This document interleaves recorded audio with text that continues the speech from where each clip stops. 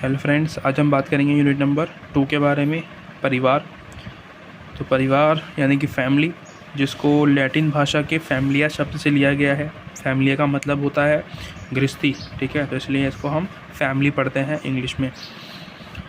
इसके अलावा जो फैमिली है उसको हम समूह के नाम से जानते हैं, और कुछ लोग उसे परिवार एक संस्था के रूप में जानते हैं कि परिवार क्या है, एक संस्था है, क्योंकि उसके रूप में वो काम करता है, ठीक है, ताकि जो प्रक्रिया है वह चलती रहे, एक्टिविटी जो है आगे हस्तांतरण होता जाए, किस चीज़ का, प्रॉपर्टी का, वंश का, ऐसे।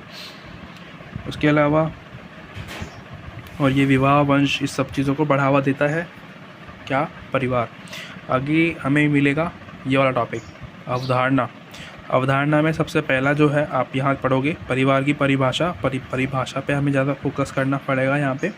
तो जॉर्ज मार्डो के अनुसार, कुछ वो मतलब ये अपने विद्वान हैं, ये बोल रहे हैं कि जो फैमिली है वो आवास, आर्थिक सहयोग, प्रजनन, इन तीनों की विशेषताओं में काम करता है या रखता है अपने अंदर, ठीक है। यानी कि आवास, सेम आवास होता है फैमिली में लोगों का, ठीक है, एक साथ परिवार में रहने के लिए। आर्थिक सहयोग करते हैं एक दूसरे का, यानी कि इमोशंस, और प्रजनन यानी कि संभोग करना, बच्चे पैदा करना। तो ये क्या होता है, एक फैमिली की पहचान होती है, ठीक है। उसके अलावा दूसरे वाले भी यही सेम बोल रहे हैं कि जो परिवार है, संतान प्रजनन करना, जन्म देना, पालन पोषण करना, ये सारी जिम्मेदारी परिवार की होती है, एक बच्चे को पालना, ठीक है। अगला आता है हमारा परिवार और परिजन, रिश्तेदारों में अंतर करना। तो परिजन, रिश्तेदार, तो परिवार और रिश्तेदार अलग अलग होते हैं डेफिनेटली। परिवार को हम संदर्भित करते हैं माता पिता और उनके बच्चों से, बट जो परिवार होता है, जो परिजन होते हैं, उनको हम संदर्भित करते हैं रिश्तेदार, ठीक है, यानी कि जिनके साथ, जिन्हें हम जानते हैं। उसके अलावा आगे टॉपिक आता है हमारा जो है परिवार और गृहस्थी में अंतर। तो परिवार तो मैंने बता ही दिया है आपको। गृहस्थी एक तरीके से वह होती है जो कि जिसके लिए दोनों एक दूसरे पर डिपेंड होते हैं, है ना। जैसे कि खाने के लिए दोनों एक दूसरे पर डिपेंड है, यानी कि पति और पत्नी। पति पैसा नहीं लाएगा तो पत्नी खाना कैसे बना पाएगी, ठीक है। तो ये गृहस्थी होती है। उसके अलावा परिवार और घरेलू देखने का क्या, घरेलू, ठीक है। तो इसमें अंतर क्या होता है, घरेलू यानी कि जो साधन होते हैं घर में, ठीक है, जो हमारे पास उपकरण होते हैं, जो चीज़ें होती हैं, उनको यूज़ करना होता है ना। फैमिली में एक दूसरे की चीज़ें यूज़ कर लेते हैं हम उठा के। ट्रिमर है हमारे पास, किसी का, अपने भाई का, चाचा के लड़के का, ताऊ के लड़के का, तो हमने उठा के यूज़ कर लिया, तो उसको बोलते हैं घरेलू, परिवार और घरेलू, ठीक।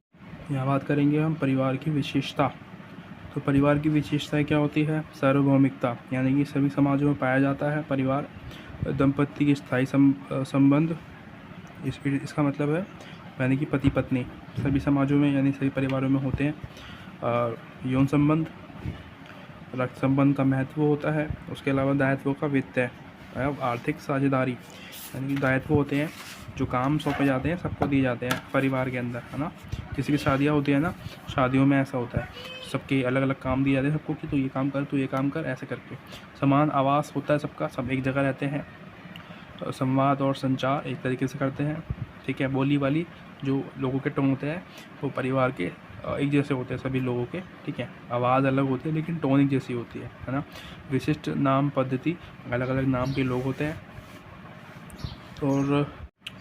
और परिवार के कार्य, तो परिवार के कार्य यानी कि यौन संबंधों की संतुष्टि, प्रजनन करना यानी कि बच्चे पैदा करना, व्यवस्था, उत्पाद एवं उपभोग की व्यवस्था यानी कि खाना पीना, बच्चों का समाजीकरण करवाना, बच्चों को यानी कि स्कूल भेजना, कॉलेज भेजना, संपत्ति हस्तांतरण यानी कि अपनी संपत्ति को आगे हस्तांतरित करना, यानी कि हमारे जो पापा को संपत्ति हमारे दादा से मिली है, उनको उनके पापा से मिली है, तो इस तरीके से।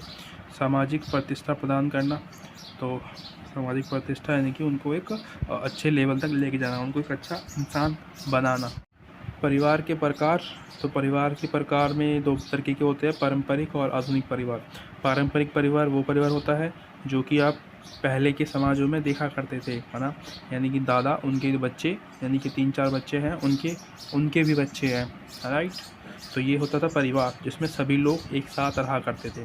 अब आ गया है आधुनिक परिवार, जिसमें सिंगल फैमिली रहती है, यानी कि माता पिता और उनके केवल 2 बच्चे, ठीक है, तो वो होता है आधुनिक परिवार। अगला आता है हमारा जैविक परिवार, जिसमें कि एकल, संयुक्त और विस्तृत परिवार होते हैं।